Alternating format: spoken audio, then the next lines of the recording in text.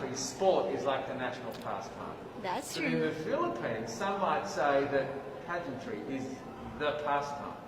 That's true. You know what? In the Philippines, we have pageants all over the places.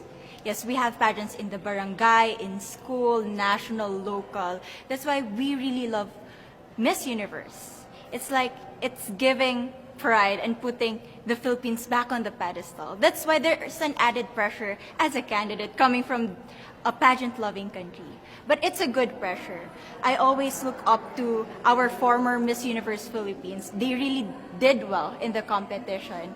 And now this is my time to show who I am, to offer what Rabia can show to the rest of the universe. So I'm very happy, and at the same time, I'm excited to make all my kababayans proud, and hopefully I do. Why do you think it is that the Philippines love pageants? They have appreciation for beauty.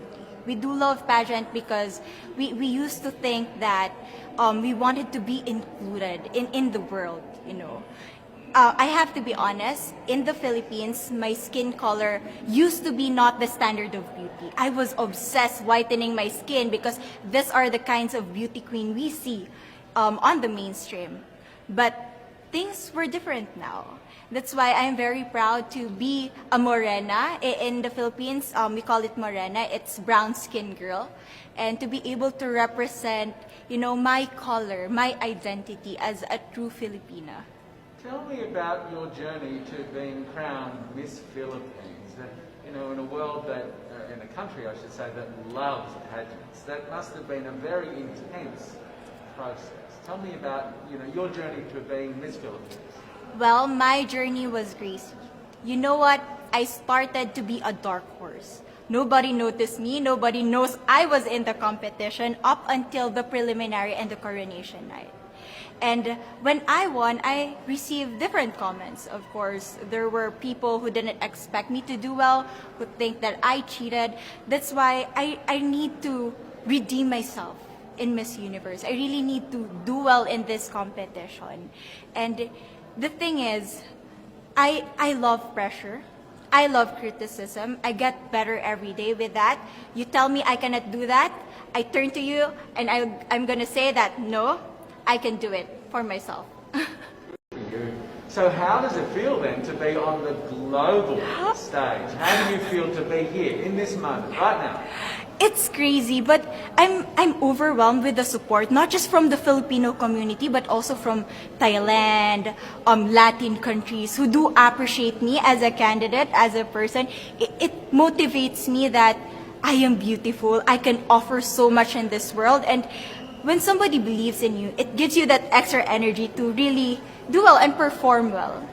Do you have a sense with the girls, all of the girls competing, you're competing, but is there a sense of camaraderie with all of the girls? Is there a real spirit to, sort of motivate each other to do better? You know what? I have a different idea about Miss Universe. I thought it's going to be very competitive, in a healthy way, well, of course. But now I can see every girl helping each other, from fixing those hairs, from trying to zip up those outfits. It speaks of the closeness and the kind of camaraderie that we want to have. The goal of Miss Universe is not just to crown one girl, but also to build a genuine and long-lasting friendships among us. Would you say within the Miss Universe world, the contestants, is there a sisterhood? Are you sisters? There is sisterhood. I can say I was able to talk to different representatives from different backgrounds, different cultures. And despite our differences, there's so much to be highlighted in what binds us together. And that is because we want to empower women. We want to have our advocacies. We want to speak for the things that we love. And that's a celebration of women and the beauty that we have.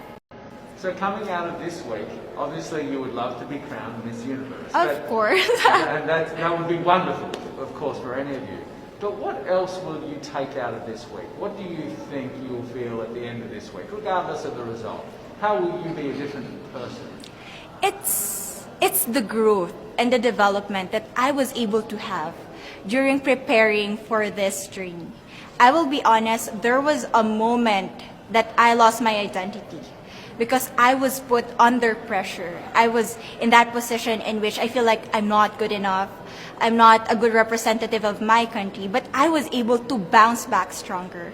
And if I was able to do that for Miss Universe, I will be able to do that in life. That is my greatest takeaway from Miss Universe. Okay, so the Philippines have a huge amount of fans. Yes. I want you to give us a little bit of a message to the fans here and at home. But send a message. What would you say to all the fans in the Philippines?